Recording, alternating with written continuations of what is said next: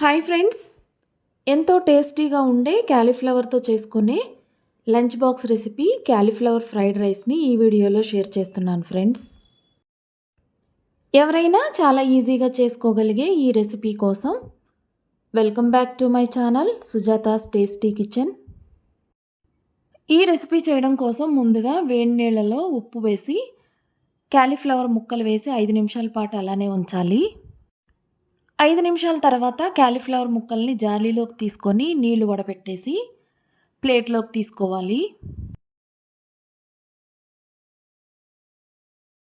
కొద్దిగా తడారిన తర్వాత సరిపడా ఉప్పు, కారం, గోధుమ పిండి వేసి కలుపుకోవాలి. మీరు కావాలంటే గోధుమ పిండికి బదులుగా కార్న్ఫ్లోర్, మైదా, బియ్యం పిండి అయినా కూడా వేసుకోవచ్చు.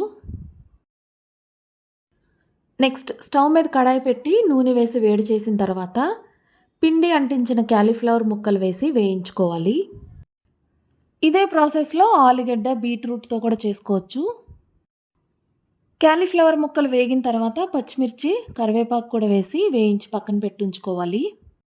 స్టవ్ మీద వేరొక గిన్నె పెట్టి నూనె వేసి వేడి చేసి చెక్క, లవంగ, ఇలాచి, షాహీ జీరా, ఉల్లిగడ్డ, పచ్చిమిర్చి, పుదీనాకులు వేసి వేయించిన తర్వాత ఆలుగడ్డ, క్యారెట్ ముక్కలు, పచ్చి బఠానీ వేసి ఉప్పు వేసి ఒకసారి కలిపేసి మూత పెట్టి లో ఫ్లేమ్ మీద 5 నిమిషాల పాటు మగ్గించుకోవాలి.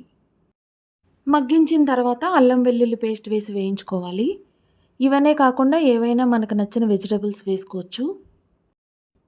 ఇప్పుడు ఇందులో ఉడికించిన అన్నం, ఉప్పు, గరం మసాలా, కొత్తిమీర, వేయించి పెట్టుకున్న క్యాలీఫ్లవర్ ముక్కలు కూడా వేసి అంతా బాగా కలుపుకోవాలి. ఉదయం పూట హడావుడిగా ఉండే టైంలో లంచ్ బాక్స్ కోసం ఇలాంటి రెసిపీస్ని చాలా ఈజీగా చేసేయచ్చు.